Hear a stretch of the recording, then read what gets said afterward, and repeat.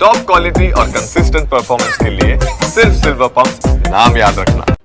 સુરતમાં ધોળા દિવસે દીપડો ગામમાં દેખાતા દહેશત ફેલાઈ છે। આંબાવાડી ગામે મસ્જિદ ફળિયા નજીક દીપડો દેખાયો।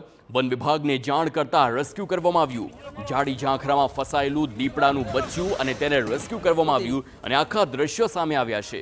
ગામ લોકો સાથે રહ્યા છે અને પાંજરું મૂકી તેને સુરક્ષિત રેસ્ક્યુ કરવામાં આવ્યું છે।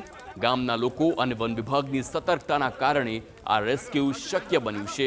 આપ જોઈ શકો છો નાનકડું દીપડાનું બચ્ચું છે જે ફસાયું હતું અને હવે તેને ઝાડી ઝાંખરામાંથી રેસ્ક્યુ કરી લઈ જવામાં આવ્યું છે।